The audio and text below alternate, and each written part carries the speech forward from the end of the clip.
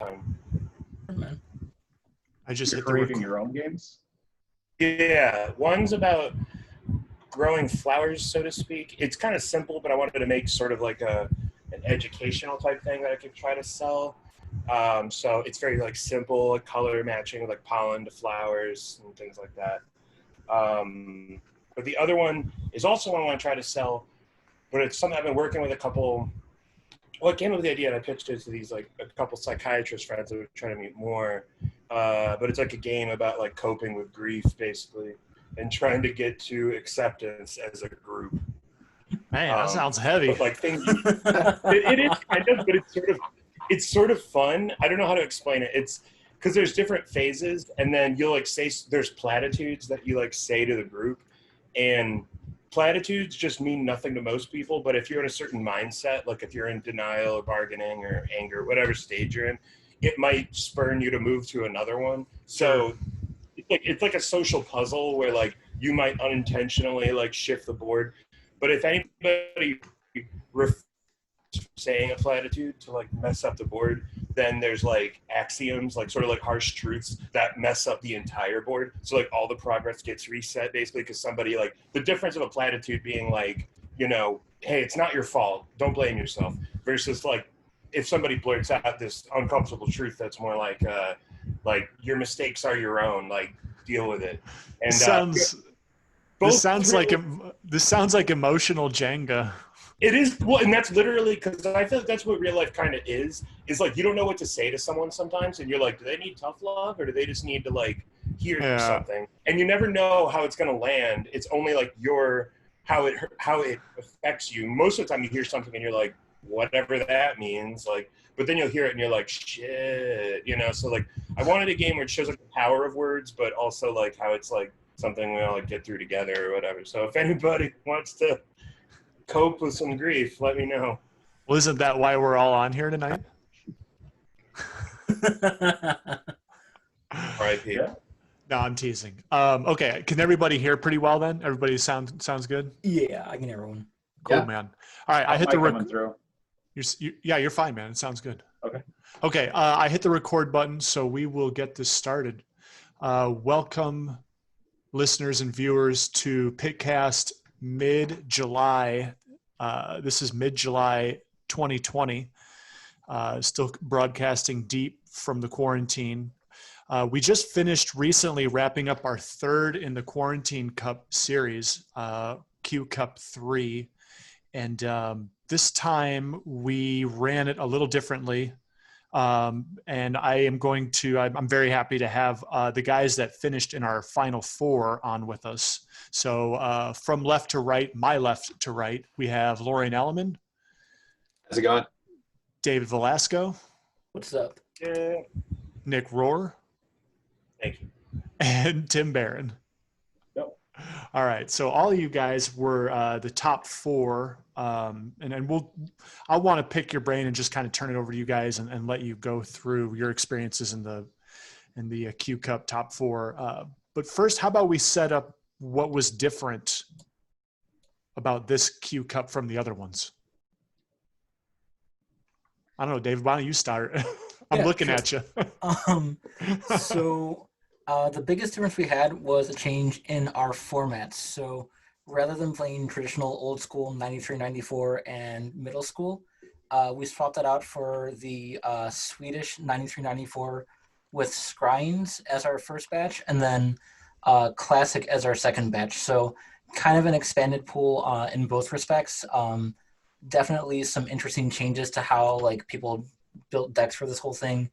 And just like a nice change, honestly, in pace for us a little bit. Had you done any of the, have you played any Scryings before or not? No, I played no Scryings, no Classic before this. So this was all very brand new to me. Yeah. Had anybody here played any Scryings? No, I tried a little bit of it. We did a little round robin early spring, and it was pretty fun. There's like just enough different flavor to kind of juice up the old school set, but it still feels pretty old school like. For sure. David, we did some testing. Why don't you explain how your deck fared? Yeah. So I ended up going after all of our quarterfinal or semifinal final stuff. 4-2 overall. My only two losses in that front were actually DeLorean, both at the very beginning and the end. So kind of Lorraine was my end caps. Yeah. I was playing a bug Twiddle Berserk Vault deck, so kind of taking the idea of how busted Time Vault and Twiddle is in Classic, namely because Recall's unrestricted, Time Vault's unrestricted. You get access to Emerald Charm on top of Twiddle. But I like playing creature decks and I like playing Berserk a lot. So I kind of melded those two ideas together to make my deck. And what I liked about it was that I was able to actually take a lot of my games just without even hitting the combo because I was still able to play relatively aggressively with creatures. I was playing obviously with power and with faster mana, and that made a big difference. But also Emerald Charm and Twiddle ended up being really interesting combo pieces for not in combo, but like just for like combat tricks and just kind of buying me turns throughout where I normally wouldn't have that kind of access in like the traditional like just green black shells that I play in old school. Did you ever use that third ability on Emerald Charm, the knock a creature down to the ground? I sadly never had a chance to. The green Earthbind? Really badly. My dream there was just to do that to like a Serendib and be able to block it with like a Nettletooth or a Darylor or something, but or a Sarah. I never got the opportunity. Yeah. When we tested, go ahead. My thing is like I wish that it was just legal through Visions or Weatherlight or something. I never understood why. Sure. And bringing this up with something, they were like, well, it's because certain cards like Force of Will. I'm like, yeah, you're right. Let's also unrestrict Recall while we're at it. Like what the fuck? That made no sense. It was like the reason that we don't just legalize everything is then we'd have Force of Will. Let's also unrestrict Recall. Yeah. I don't understand that basis. Did you run into any? Did you run into that problem? Any multiple recall decks? Against, Total Vault specials. Which is why I brought it up.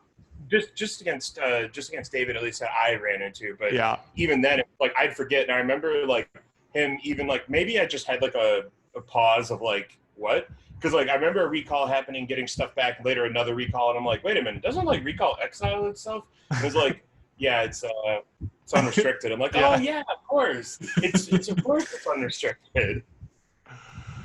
Is that standard in Swedish now? Unrestricted recall? Yeah, it's been that way for a couple of years, I think. Now. So Scryings just builds on there, so that makes more sense. Yeah. So it's a one strip mine format as well. Yeah.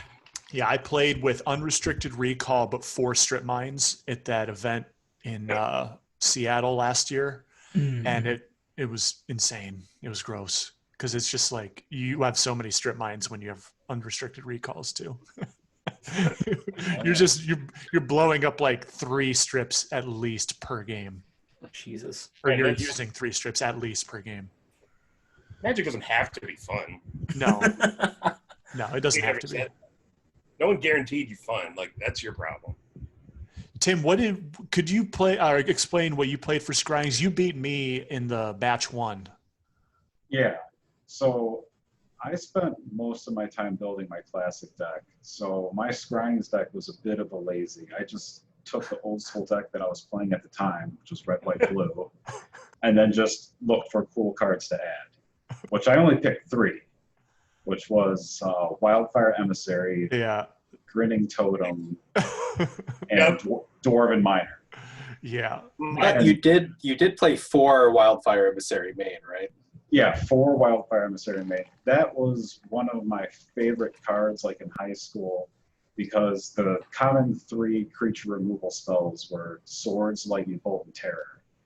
And the fact that it's immune to swords and it takes the first bolt just fine, it gives it that nice protection. And then also late game, it pumps. So it's just pretty good overall, I thought. The only problem I had with it was just the amount of mana it required. How often did you get to fire off Grinning Totem? Like, did you get to use that? I got to use it a lot. And against me. Could you set up what Grinning Totem does real quick? So Grinning Totem, that was a chase rare, by the way. It was. That was a chase rare. From Visions, right? Yeah, From Visions. Mirage. Oh, from Mirage. Okay. So yeah, it's- sorry, but yeah. So it's a 4-mana artifact for 2 and sack it. You get to look through your opponent's deck, exile one of those cards, and then you have until your next upkeep to cast that card. You do have to use your own mana, which is why I went up to 4 Fellwar Stones in the deck. And just take an Ancestral, I think I took Time Walk a lot. I played versus Shane, and I had a clock on the board, so I was just scared of him combo killing me. So I just left all my mana up, and then I went and got his own counterspell to counterspell his thing. That's brutal. I got to kill Nick with his Psionic Blast one game. That was pretty fun. Yeah, Burning Totem was great. I mean, it's a lot of mana invested. I mean, What's it, a 4-drop? yeah, so even if you Ancestral with it, you still spent 7 mana. But Yeah. it's pretty fun. I know versus Lorien, he had a problematic energy flux down, so I just busted that out, grabbed his disenchanted his own flux a bit. That was a sweet play. I had a blast with Burning Totem. Dwarven Miner was not very good. I had high expectations for it. I figured it'd be super annoying, and like people would just concede to it and just get it out right away, but it's so slow. So that I was will a say bust. I did get a little wrecked by it. Who was playing it? Dang it, who was I playing against? Somebody did have it. It wasn't, you didn't activate it much against me, but I did run into it again. Ugh, now I'm blanking on it. But it's not, yeah, it is slow though. I will give you that. Yeah, it has potential, but I think I bordered it out for almost everyone. Is he a 2-drop, 1 and a red? Yeah. I mean, you get that fast mana. You play, a Mox and a Mountain or whatever. You get him out on turn 1. Turn 2, land drop, and you're off to the races with your Stone Rains. He is great at theory crafting. Yeah, right. When you're actually playing the game. Yeah, when you draw him on turn 8, it sucks.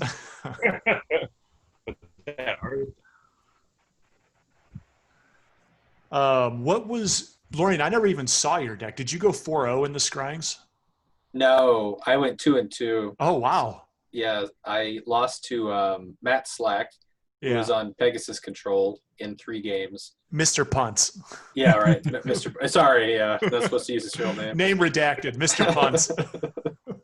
And then I got absolutely obliterated by Raja's combo deck, which I think I was his only win. Like he just had, he kind of had the nuts. I punted one game because I Armageddoned with the Order of Lightbur up, and I thought it would go the distance, but what he had Chains of Mephistopheles and a Howling Mine out, and so he decked me like a turn or two before that is rotten. I could finish him off. But it was like it was such a long. It took such a long. We literally did nothing else after that. I had like 30 cards left in my deck, and I just attacked every turn with the 2/1. And it was so many turns that I didn't think to like try to count out my deck. Playing against, I've played against Raja, and I'll say not just exclusive to that game, but any game I've ever played in with Chains of Mephistopheles, it's impossible to play against that deck without someone saying, all right, so, like, Yep. like it's always like, okay, hold on. Okay. What happens here? Yeah, there was once many years ago. I was at a Legacy tournament, I think at Nerd Rage, and they were trying to do a judge call where someone had a Sylvan Library, a Chains of Mephistopheles on the other side, and they were trying to dredge Life from the Loam as one of their draws, and trying to figure out how that all pieced together with like draw replacements and chains, and just it seemed like a complete nightmare. But, yeah, that's gnarly. Yeah, that's why I don't know how that works, but if I had to guess, Dredge wins. Dredge is usually a pretty good place to be at. Yeah, Dredge usually wins things. That's why I like my fake version of Chains that has the flow chart, the decision tree flow chart. If yes to this, then do this. If no, then do that. It helps me work through that stuff. Yeah, that's one of the few cards that I faced where I was kind of like, I'm just going to completely trust you with what you say because I don't really get it, what's going on right now, I usually do not feel that way, but Chains is a hell of a card. Well, I figured it out by the end of the game, like the sort of pattern that it's set up. But yeah, I was on I took the Tim approach of Scrying's deck building. I spent a lot of time on my classic deck, and so I basically just altered my blue-white splash black old school deck to incorporate Tithe. So I was playing Tithe, so I had basically all plains dual lands except for the cities. Oh, and a few basics as well. Played the fourth color for Sylvan Library because Sylvan is very good with Tithe. And then, yeah, added a couple orders. I liked it. It was okay. I wasn't surprised it went 2-2. I was more surprised that I managed to win the semifinals and finals with it. So Tithe is letting you get any planes, not a basic planes. Exactly, yeah. And if they That's have more lands than you, then you get 2. So at first I tried to build something with like multiple recalls because I was like, oh, I'll be getting all these extra lands. But what I generally found was I just would rather have regrowth just to get the one of just 2 mana flat, get back my best card from my my graveyard and go from there. Played a couple Armageddons because I figured that's a great way to take care of other people's lands, you know, because there's only one strip. So it's a way to kill library, a way to kill factories. I didn't play any factories myself for that reason.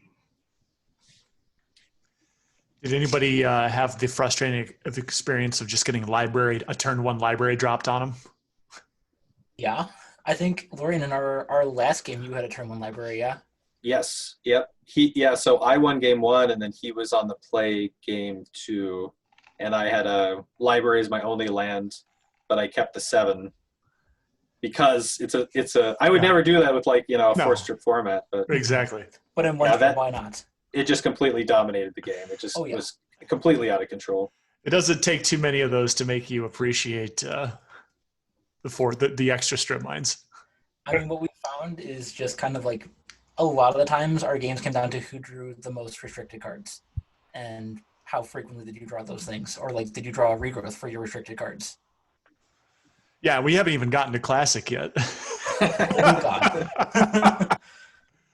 So, like, what were y'all's kind of takeaway thoughts on the Scryings format? I know that there was kind of a lot of chit chat when it was coming out. You know, the cards were kind of leaked over a period of time, and there was a lot of discussion of, you know, what do these cards help? What do they hinder? What's left out? You know, should X, Y, Z been put in there? Whatever. But now that you've had a chance to play it in a pseudo-competitive environment, what'd you think? Who wants to start here?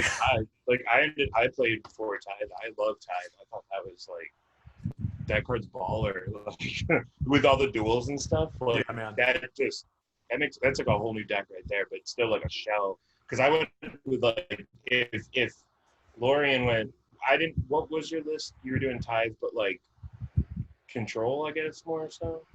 It was like mid-range. Just playing four Lions, Serendib, Sarah Angels, a couple orders, and then just like all of the best white cards, and then restricted cards, basically.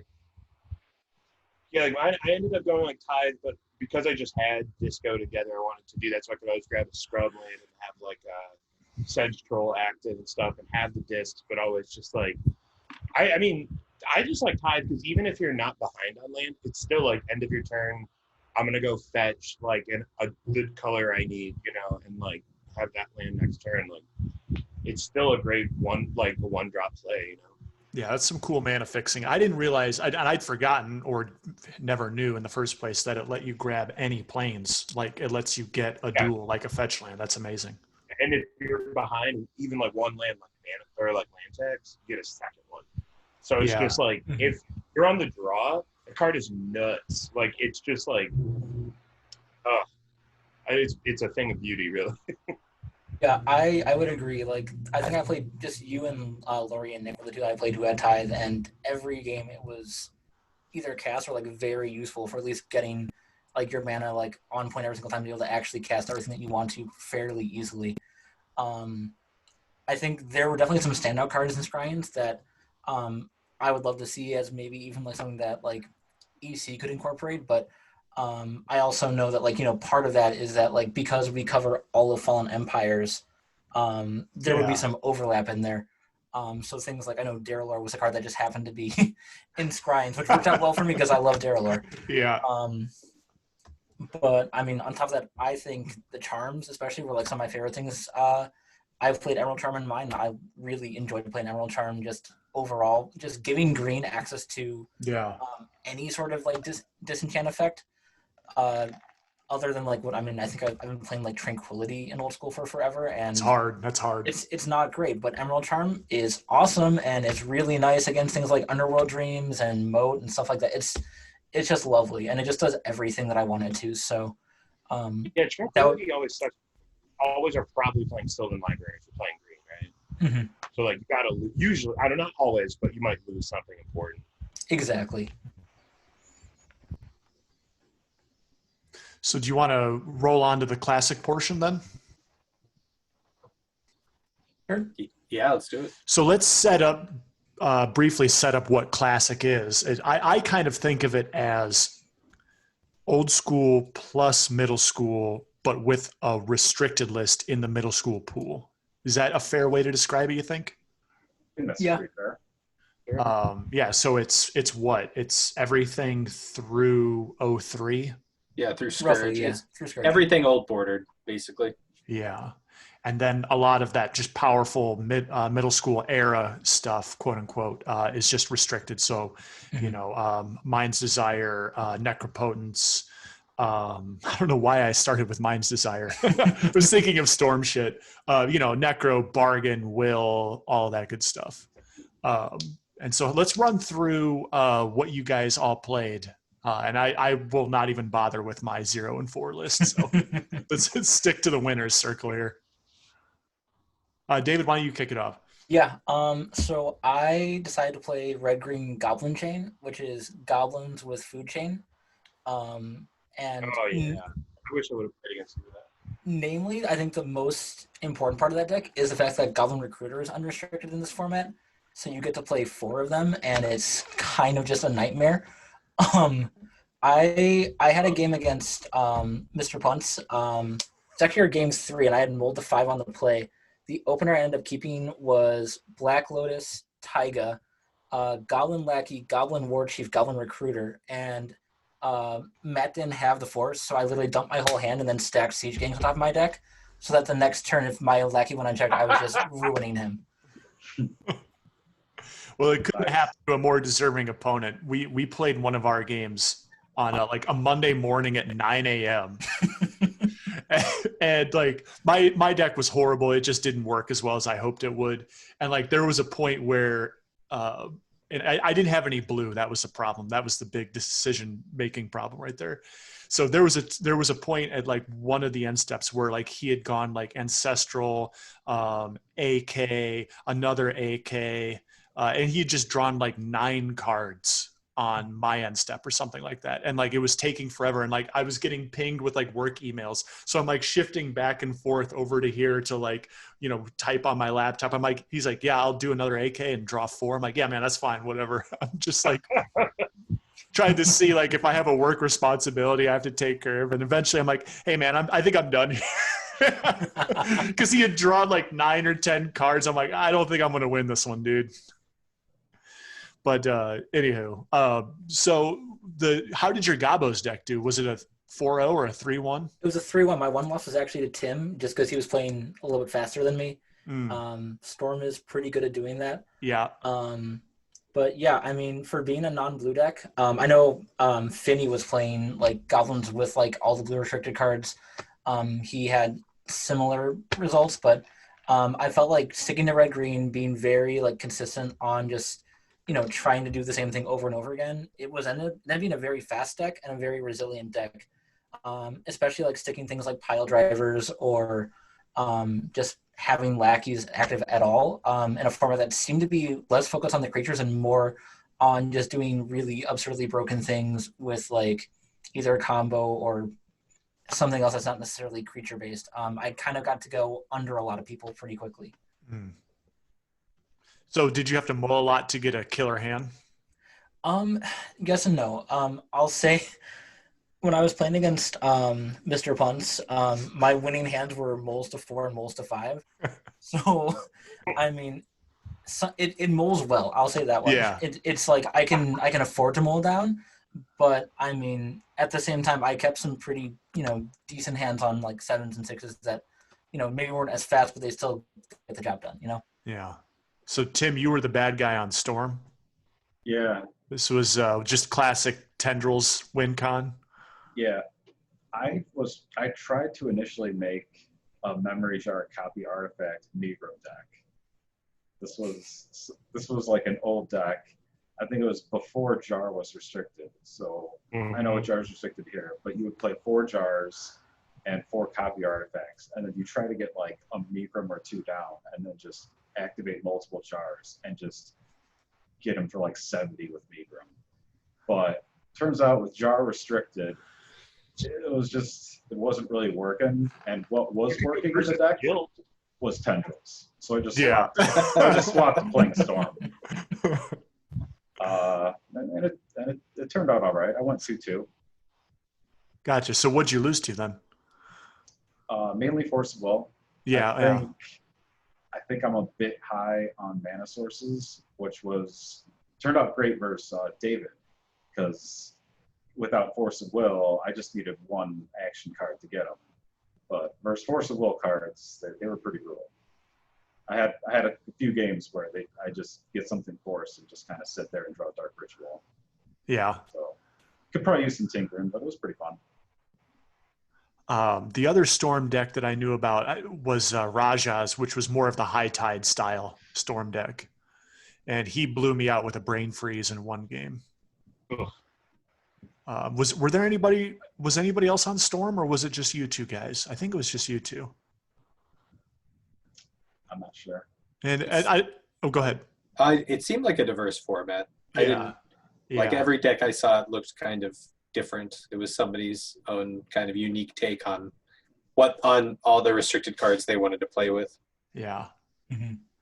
Yeah, and it was a smaller field this time too. I guess we didn't set that up at the top of the discussion, but it was 14 players, 16 players? I think 14. 14, yeah, a little bit smaller field than in the past ones, but shit's getting weirder as we go on. So you get down to the hardest and the gnarliest. I will say I did not really like Classic compared to middle school or old school. I felt like, because the complaint being, well, why not just legalize, everything I was saying before. In Scryings, they handpicked cards because it, changes the format too much. I still felt like, there are some like really powerful middle school cards, but I'm still playing against like people's old school decks. And I mean, that being said, I played my middle school deck strictly. I didn't even run power or dual lands. And I still went 3-1. So. Yeah, tell us what you had in there. So I was playing, which I haven't seen. It has a title for the deck. I've seen it called Life, which I think is stupid because that's a dumb title for a deck. But it's the Nomads. It's just basically Nomads Encore or Shaman Encore to redirect damage to their Spiritualist, who will give a Cleric +0/+2 whenever a Cleric becomes target spell or ability. So you just redirect however many times you want, and then sacrifice it to Worthy Cause, Animal Boneyard, or Starlit Sanctum. So you get a ton of life, and then you get buy yourself time, like a big shield, to then get Test of Endurance into play and then win on your upkeep for having an excess of 50 life. Yeah, you got me in one of our games where I needed like one more turn to get a Pebbles combo piece in play. Okay, I said something like, "Well, I'll get you next turn," or something like that, and then you're like, "Well, there isn't going to be a next turn," and then you did the Test of Endurance. I'm like, "Oh, well, I guess the game's over. I guess the match is over."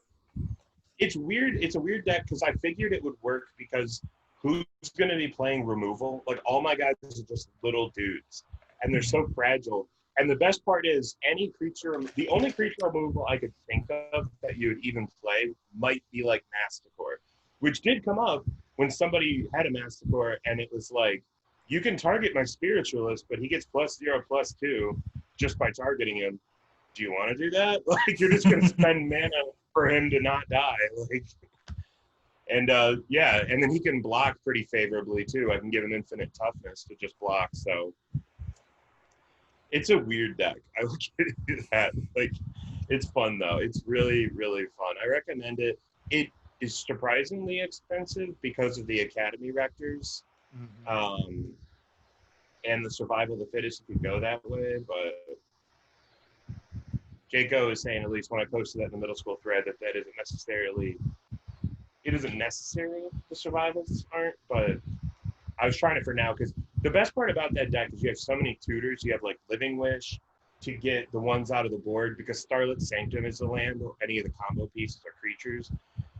You have all these opportunities to grab them. I mean, you have Worldly Tutor, you have Eladamri's Call, you have all these, and then Survival if you go that route. You have so many ways to get your dudes. And even like Academy Rector's a cleric, so you can sacrifice him to a Starlit Sanctum to get Test of Endurance into play. So like deck just has so many ways of just like gearing into like, and I just love it because it's not a combo that if the combo fails, the deck flops. It's like, I'll try to do it. If you interrupt it, I have 100 ways to get a piece back and try it again. Yeah. So you can literally destroy all my options, which is a lot of effort. Or it's like, I'm going to destroy that guy. All right, I'll try it again next turn. Like, whoop. Like, that's a bummer. So I recommend it to everyone out there. Recommend a bummer. Yeah. So, Lorian, I guess that just leaves you. Why don't you tell us about your gnarly ass deck? Yeah, so it's a Devourer, Phyrexian Devourer combo that uses either Altar of Dementia or Fling to deck someone or deal lethal damage to them right away. Because Devourer, the way that the it's errata is that you can just keep putting counters on it until it gets big enough. So yeah, I wanted to play a combo deck with Tinker. I wanted to play like a fast combo deck, and that was the only one that I could figure out. It's actually Devour is a pre-modern deck that's running around right now, so that's where I kind of connected the pieces. And Tinker is unrestricted for Classic as well. Right, so Tinker's unrestricted and Mana Drain is unrestricted, so I wanted to play a 4 Tinker, 4 Mana Drain deck. Yeah. That also lets you play 4 Force of Will, which that's all pretty good. 4 Brainstorm because... 4 Brainstorm, yep. All the restricted cards, Imperial Seal, Mystical Tutor, Merchant Scroll, just all that shit. Black for things like Vampiric Tutor, Yawgmoth's Will. Yeah. Yeah, that combo is insanely fast. I think you got me in turn 2 in one of our games. I actually had, over the 4 matches that I played, I got 2 turn 1 combos, and then Bob Force of Willed at one time. And the other time, I think I was playing Shane, and he had mulliganed and didn't have the Force of Will in hand. So like I was on the play and went turn 1. It's like, I think you need a Black Lotus pretty much. But if you have like some kind of artifact to get Altar of Dimension play, and then you Black Lotus sacking that artifact, like some kind of mana rock, to get the Devourer, then you just deck your opponent on turn 1. They're just dead. Yeah. Unrestricted Tinker seems weird to me. I mean, I guess there wasn't anybody besides me who really took advantage and had a good record, but it seems weird. Well, some of that thinking is probably because Time Vault is nerfed a little bit, right? Because it uses the Time Vault counter, so you can't just go infinite you can't go infinite at all with it. No, you can't. You have to put specific Time Vault counters on it, and you can't just like untap it just any other way. It has to be by using that ability. Yeah. Yeah. Does anybody know the history of that particular errata or not? Yeah, that's like a little gap in my knowledge. I think it actually was officially errated that way for a period of time, but I just don't. I mean, I'm sure it ties in with the Classic era, right? That makes sense, but because I probably wasn't the only person with a big brain thinking, oh shit, I should play Time Vault combo. And then I read it, and Lorian brought it up, and I'm like, well, maybe I'll just play it anyways and see if I can angle. I'm glad you didn't. It's unfortunate you went 0-4, but I was close. I mean, I don't want to dwell too much on the brew, but it was a Mardu Pebbles list. I was trying to take like Cocoa Pebbles and make it more powerful with like, Will and Bargain. But it just didn't have blue cards, right? So if I mulled or it got interrupted trying to put a 3-card combo together, I just didn't have enough way to get back into the game. So, that's all right. Can't make an omelet without breaking a couple eggs, and I broke 4 eggs on my way to an 0-4 in that one. That's my kind of omelet. Yeah. Well, against Rohr, I got necro locked in games 2 and 3, and that sucked. Oh, Jesus.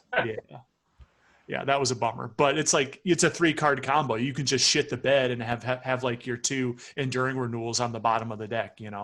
Oh man, that reminds me of one of our games, Moss. You play Necro, draw up to 7, and on my turn I have absolutely nothing going on. But like I play a land and I have 2 lands in play, and I have a Mind Twist in hand. Oh god, that was tilting. That was game 2, I think. Yeah, and I'm like, all right, well, I'm probably, like 6 out of 7 times I'm going to lose this game. But if he only has 1 combo piece and I can hit it with Mind Twist, like that's my out. So I did it. I rolled the die. He shuffled his cards. I rolled the die, and I hit his Enduring Renewal. Or no, it was a Rector. Yeah. It was a Rector, and you had the Cabal Therapy in your graveyard. Yeah, to flash it back to put something in play. Yeah. No, it was that kind of event for me. I was getting tilted a lot. Necro locked, getting balled by a Mind Twist for 1, a few moles to 4 and 5. Yep. So like Classic, is it something you guys would want to try again? Would you, in an alternate universe, an alternate past prior perfect universe, would we like want to do Lord's Meetup doing Classic and doing like 6 or 7 rounds of it in person? Is it something that's just kind of, hey, we're all kind of losing our minds in quarantine, so it's fine for that? Or I don't know, is it worth revisiting? I think Scryings is worth revisiting. I had a lot of fun with that. Yeah. I don't like the pool of Classic. I like middle school being middle school, old school being old school for some. That's just me. I only did it one event. I would do it again if we all did it. But I did not really enjoy the card pool of Classic. Well, you also didn't play a Classic deck. You played a middle school deck in a Classic. Right. Like I did in person, but the decks I was looking at, I mean, thinking about seeing the deck lists as they came out and everything, they just felt like old school decks. Like it felt, I don't even know how to explain it. This is such an absurd thing to say, but it felt so anachronistic. Like old school to me is just so pristine and flawed and beautiful the way it is. And middle school is so kind of flawed and beautiful for what it is. But I love middle school because of its pool being like 4th edition on. Like its mana bases being a little tricky. It's like it is wonderful for what it is. When you put them all together, it's sort of like, I don't know. It feels like a bastardized version of both. See, I don't know. It doesn't feel like a nice, unique format. It feels like you're going over to some weird dude's house and he's like, all right, we're going to play vintage 2003 era with these special house rules. Yeah. Right. That's basically what it is, though. Yeah. Yeah, you're going over to Jaco's house. Because even though Scryings is sort of like that, with like arbitrary, like these cards are allowed, it was still nice. Like I didn't use Thawing Glaciers, but I love knowing it was there.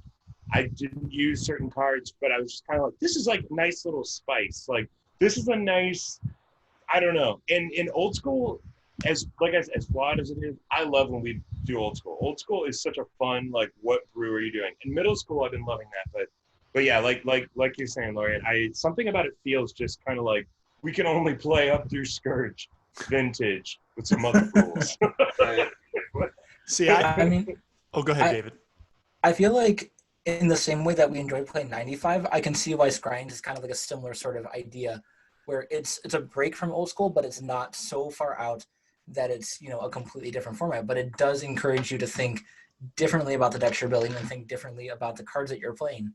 And what I liked about Scrying specifically is there were a handful of cards I had really never even thought about, but I was just kind of scrolling through the spoiler trying to figure out, what might make sense in my deck, what might be a cool card to play. And again, like the cards that I ended up picking were the ones that happened to be really just stellar cards in the tournament for me. And really, like, it didn't feel so far away from like the kind of style that I play in old school anyway, but it was nice to have those changes. It was nice to have something like a little bit to shake it up.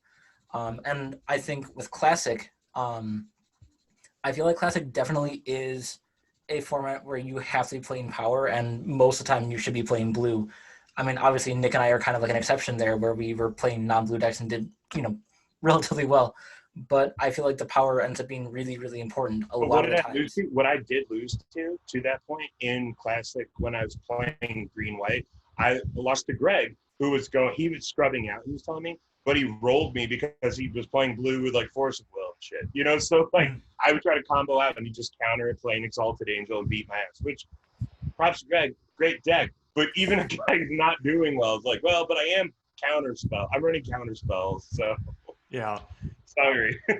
Damn it. I would also like to point out for Scryings, because I forgot to mention it, when I was playing with Tithe, Outpost should not be overlooked. That is like the best card. Keldoran Outpost. Yeah, Keldoran Outpost without 4 strip mines floating around Yeah. is just value city with Tithe. It's amazing. It's a beautiful, like, 2 cards that you get. Like, But you can't get it with Tithe, can you? It's not a plains. You can't get it, but I mean, you play a land turn 1, they go, again, this was like Yeah. a great setup, but it's not a god hand. If you're on the draw, they play a land pass, you play a plains or some kind of white duel. They play their second land, you Tithe, grab another one, your turn, tap for mana, outpost, sacrifice that land, tap the outpost from it. You could drop a 2-drop like a Sylvan Library, and you're still at 1 land. You could Tithe again. And Oh, I think Rohr got too excited. He broke up there at the end. Nick is like, Oh, I I'm think sorry. Nick is like one of the biggest advocates of Outpost, because I've seen you play that in middle before. I mean, you clearly love it in Scryings, but I'm pretty sure you balanced me after you played an Outpost one of our games, which was just really brutal and rude. Yeah, I'm sorry, that is rude, but delightfully rude. Yeah. I guess so. Like, it's interesting, Nick, that you compared it, Classic that is, to Old School, because like playing, like running into so many blue, it felt more Legacy like, where it was like I try to do something and then it's with that on the stack, I'll brainstorm Force of Will. And that happened to me like a lot. And I'm like, God damn it, this fucking sucks. Yeah, that's fair. I mean, I don't play Legacy for a reason. That's probably one of them. And so to have that play pattern feature heavily in my series of games, I mean, like, I get it. If I were playing blue, I'd play those cards. So I'm not shitting on the decision, but it's just like, I don't know. And then you throw in the fetches along with it. So I agree. Classic sucks. I agree. Classic sucks. No Force. Yeah, I'm not shitting. I mean, I would try it again. I would just play blue. Yeah. Actually, I have a question, Moss. I don't know if you're normally involved. I feel like you are. I thought it was really good. For Fall Brawl, is that? I'm guessing we're probably not going to go for that this year. I doubt it. I doubt it. Would that be like an online thing or something we could do as like a, try to see if people want to do that, like a 95? Because 95 just always was like my personal favorite. So. Yeah, I mean, I hadn't really given that much thought because it's like October seems like it's a year away, you know what I mean? Or whatever, November. I mean, we could certainly try it. I don't know, does anybody, and we're kind of getting off the Quarantine Cup topic, but has anybody done any of the single day online events? Meaning you're playing like 6 rounds in one day. Lori and I both played the TSI event for middle school a month or so ago, yeah? Yeah, it was really fun. Yeah, I played in one of those too. I thought it was kind of a grind. I mean, it was well run. Everybody was cool, but you're just hanging around. You're hanging out around your computer in your office or laptop or whatever, just all day long. And it's like, you don't have that downtime to like go get a smoke or have a drink or chat with somebody or trade or gossip or shoot the shit or, rip on somebody's physique or, whatever. Yeah, no, I mean, the games are fun for sure. Like, all my opponents were awesome. Yeah. I enjoyed the games, but yeah, it almost reminded me of like old tournaments where it's like I had that like 10-minute period where I ran to go eat something crappy in my kitchen and came back upstairs and try to get to my pairings in time. Yeah. It's like, well, it's just like running to the crappy vendor at the convention center, except there's less dude sweat in here. Yeah.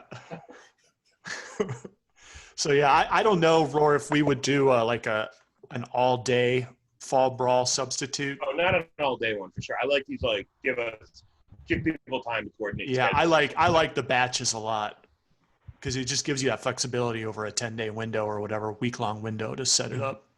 Yeah, I'm worried about Kumite for that reason. Like, I don't know how many people are going to show up to that online event, but if it's 40 or 50 people, that's going to be a long day. That's a on grind. Saturday. Yeah. It's a grind. Yeah. Yeah, I'm going to sadly miss that just because I have a band obligation, knock on wood. But yeah, you'll have to defend the club for me, Lorian. And then save me the shipping costs of having to send that somewhere else. I can just walk it down to you. Well, so speaking of championships here, why don't we cover like the top four? So as I said, kind of at the top here, you four guys were all the top four. Technically, Mr. Punts won the two batches because he was at 7-1, but he had a conflict. So he had to drop out and then let you guys at the 4 through 5 spots play in the top four. So how about we kind of go through what happened in your matches just briefly.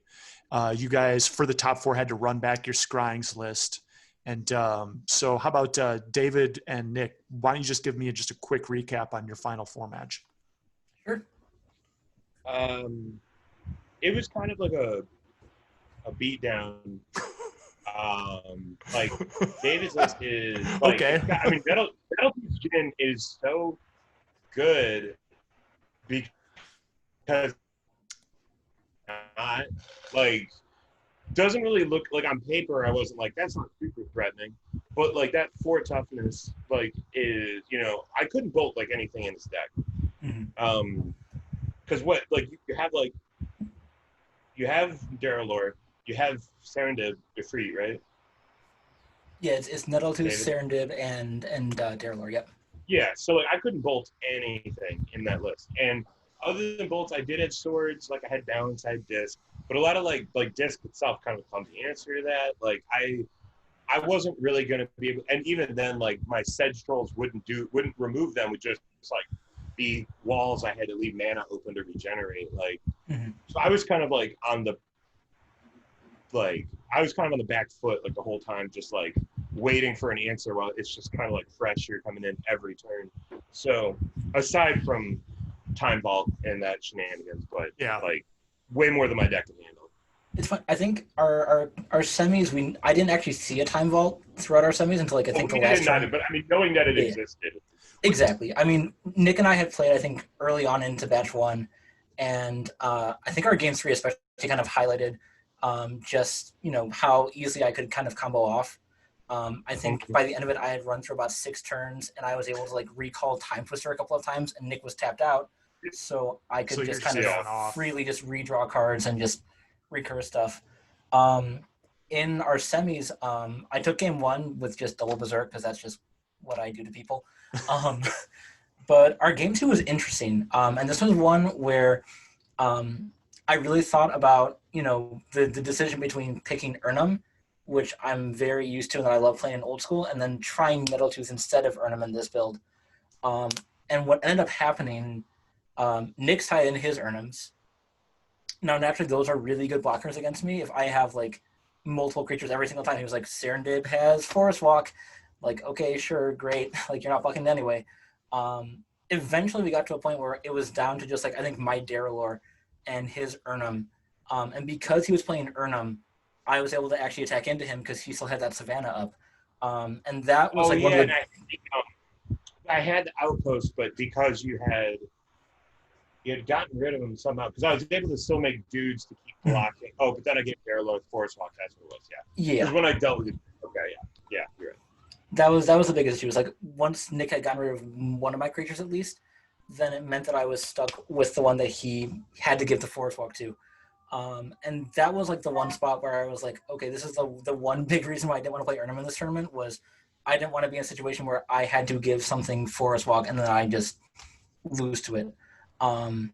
So I got very, very lucky in that. But that, I honestly went into that match thinking, Nick and I had pretty close games in our batch pairings. So like I would have seen that going either way, honestly. Like Nick's deck, has the ability to really take me down. And I think, again, Outpost is just insane. Like that can build up so much steam really quickly. And if he can just deal with my like threats when they come up, he doesn't have to worry so much about, he can build a board state. He has Sedge Troll. He has, a lot of good things going for him. So, really going into that, I was not like overly confident, but I was still like, I had to be cautious with it, Did you play Time Vault is unrestricted, right?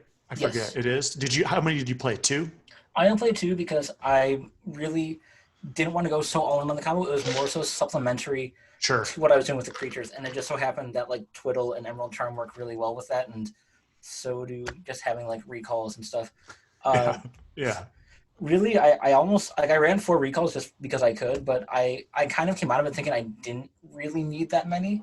I ended up siding at least 1 out every single game and bringing in like City of Solitude.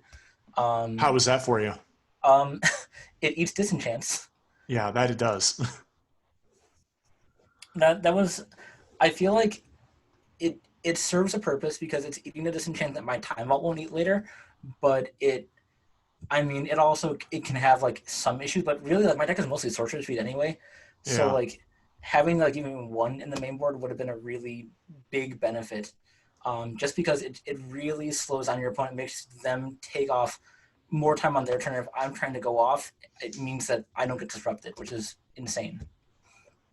Yeah, it puts those control players on their heels a little bit. Mm-hmm. So Tim and Lorian, can you set up your Final Four match then? So we had David beating Rohr in 2-1. Is that correct? Just 2. Oh, 2-0. Okay, 2-0. Yeah. All right. So then meanwhile, on the other side, we had Lorian and Tim. Yeah. I remember game 1, I started off on fire. I think I had a whole bunch of artifact mana.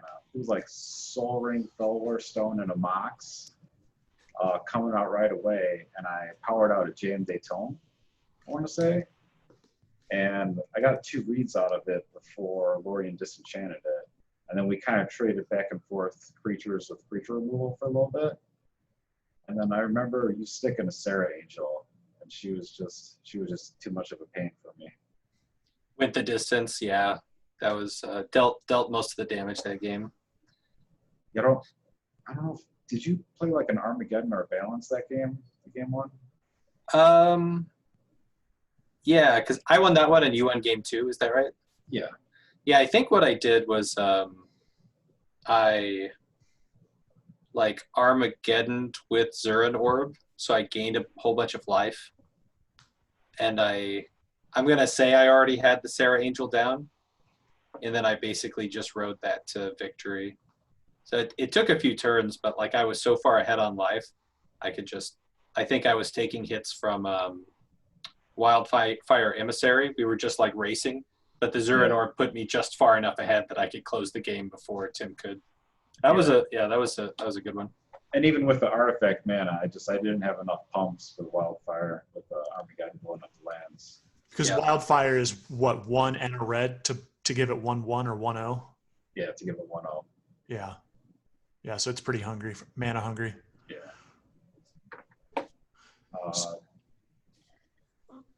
What I don't remember exactly what happened with game 2 though. I want to say I got a Gritting Totem down at some point in game 2. Yeah, there was like right, and I put out the Energy Flux. I was like really scared of Grinning Totem because he could like, get a mana drain. I mean, I just have all the restricted cards, so you could just grab any of those. So I played an Energy Flux and maybe did something else. So he would have to deal with that or make a decision. He ended up using his Grinning Totem on my Energy Flux, which like wasn't great for me, but it also could have turned out a lot worse. Yeah, because he didn't get that far ahead. He just kept from falling behind. Yeah, right. But I think maybe he got another one at some point and time walked me. I think I did cast both in that game. One one for the disenchant, and then one I ended up grabbing the time walk. Yeah, and you had one or two Wildfire Emissaries at the end of that game. Yeah, that I couldn't really do anything about. So the only bummer about the Grinning Totem on a webcam is you don't get that ultra satisfying experience of grabbing your opponent's deck and saying, what from your deck, what from your library do I want to play? Like getting to actually thumb through their cards. That's a hell of an experience. But it was cool having people present their decks to me, though. Yeah, okay. I did enjoy okay. that. Well, let's see what's going on. They're shuffling through. Yeah. You know, they're calling the highlights out themselves. Gotcha. I had a blast with it. Nice. Yeah, that's good stuff. So then how did game 3 go down? Game 3 came down to, I had a very slow hand. I can't remember exactly what it was, but I was just kind of like playing draw go. Tim was kind of the same way, but he ended up, the big play was like, what was it, Brain Geyser for 8? Yeah, I think it was maybe for 6. Oh, right. And you went to 8 cards in hand, so you had to discard. Yeah. And I had been sitting on the Mind Twist. I thought that he had a counter up, so I didn't want to Mind Twist him, and I was just like waiting and buying time, like waiting for him to do something. So then I Mind Twist for 6. And then the game was over pretty soon after that, because it was like I think you dropped a Sarah or 2. Yeah, it was like Sarah Angel, Time Walk. Next turn, make my land drop Daralore Armageddon. He's like at 16, so yeah, he is. Yeah, it went pretty quick from there. Yeah, that was that. Yeah. Actually, Mind Twist got Tim. We played in Classic as well, and I got 2 games off of him during the tournament, just completely off of Mind Twist. Just twisted his hand away. Sucks to suck. Yeah, those are pretty close though. I actually thought Classic was pretty fun. It's a good switch up. Yeah, it's very fast. I don't play Vintage, so it kind of feels like, it seems like maybe it's kind of Vintage light, but for me it seems very fast because I'm not used to playing those kinds of cards. I would agree with that. I don't play much Vintage either, or really any other than like, I think I played the one Eternal Weekend trial with you guys after the Players Ball last year. But yeah, it was super fast for me too. Like, I think, again, Tim, especially, like, your deck was probably the fastest one I played the entire week that we were playing Classic. And when it goes off, like, I mean, I think you landed like an early Yawgmoth bargain against me, and it was just game over. Yeah, that's it. It's just like Mana Crypt, Dark Ritual, bargain. I'll just draw like 19 cards. Should do it. Pretty much. Swoops. So that brings us into the finals then. So David had beaten Rohr 2-0, Lorian over Tim 2-1, and then we had the match of David's Berserk Time Vault combo, mid-range creatures Time Vault Berserk combo versus Lorian's Esper good stuff. So how did that play out then? Did you guys broadcast it with anybody viewing in this time or not? Yeah, we had two viewers, Greg and Ian watching. Oh man. They didn't say anything. They just. I put them on mute the second that I opened up the stream, but okay. You just open up into the pit, like. Your dude's hard up for content. Okay. So how did it go? I got stomped pretty handily by Lorian. It's just a ton of restricted cards. I think the first game was kind of back and forth, but it was just like, I'll just Ancestral, and I'll also pick up like Time Walk and Regrowth and just all of this shit. Sure. It was just like card advantage gone. Yeah. Plus, I think like insane. You would like mana drain my Time Walk, and like I just wasn't able to really stick anything important onto the board. So there was nothing really Scryings relevant that happened. It was just power cards. Lorian was playing Tithe. That's Scryings relevant. Oh yeah. So he got card advantage that way then. Yeah, I was making my land drops really consistently. Sarah Angel is easy to play with Tithe. Like you really only kind of need one double Tithe to get there. That was something I think I got very lucky with in batch 1, was that Lorian was the only person I saw who was playing Sarah, because I can stomp over everyone else, but Sarah Angel is actually just a problem for me, because I literally can't ever favorably like block with it. Like I'm not running Giant Growth, so I can't even like do that bluff anymore like I used to in old school. Yeah. Like it's literally just, it's a trade or nothing. And I was even talking to Ian about this before I played Lorian. He's just like, yeah, just Berserk Sarah. If you run into it, just Berserk it every time. And as much as I love taking 8 from Sarah Angels, I I don't even think it mattered that in R2 because I don't think we saw a Sarah. It was just Lorian got low on the ground early, and that was enough. Yeah, the first game was really decided by a lot of restricted cards, and then the second game was decided by one restricted card. I got to turn on the Library of Alexandria, and like. Oh, okay, that's right. Like I it was a few turns of that, and then I just squandered a Black Lotus playing a Daralore just because I was that far ahead, just to get something out, and was drawing the swords, and yeah, that was anticlimactic for sure. That was like I am not sure I've ever drawn better in like a high, quote unquote high stakes game than that. It was just it was just the nuts both times. Meanwhile, Greg's peeping from some unknown location.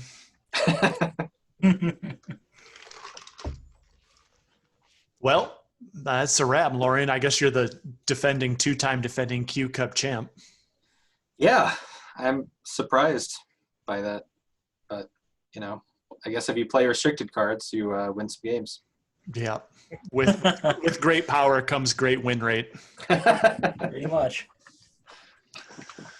Well, shit. Anything else on the Q-Cup stuff, or are we looking at doing another one? Do you think we should retire it for a little bit, or what? What's the opinions on that? The numbers have been going down quite a bit. Sure. So we might get 8 people if we did a fourth one. I kind of need a break. I was actually thinking if there's another one, I might step down. Yeah. At least for one. So, but also Kumite is coming up, and and beyond that, who knows what? A lot of empty miles of open road ahead of us. Yeah, I don't know. Maybe we'll whip something up for this fall, like Rohr had alluded to, do something 95 oriented. I pitched an idea of doing a 95 rotisserie, but that went over like a lead balloon. But it was going to be the Dom Memorial event, so I guess we're not going to remember him. You mean like a draft? Yeah, rotisserie draft. I don't know. I feel like all of the I'm happy to have had like the time to talk to you guys and to play games with you guys.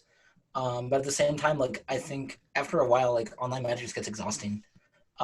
Even with webcams being a little bit better, I was also playing Cockatrice Magic with some of my friends. I picked up Arena for a little bit, which is just the worst thing in the world. It's fun for a little while, and then as you just find yourself hating your life while you're playing sealed and just losing to someone else's pile of crap that happens to have a million bombs in it. And it's too much, man. I'm craving having actual physical Magic again and having those interactions again, but I've been okay with having a break from screen Magic. Sure. Yeah. Yeah, I mean, maybe it's something we just let it rest here for the back half of summer, and then after a month or so, I think we'll be hankering for a game at some point. Mm-hmm. I mean, we've played a ton of online webcam Magic, so for sure, too much of any good thing is bad for you.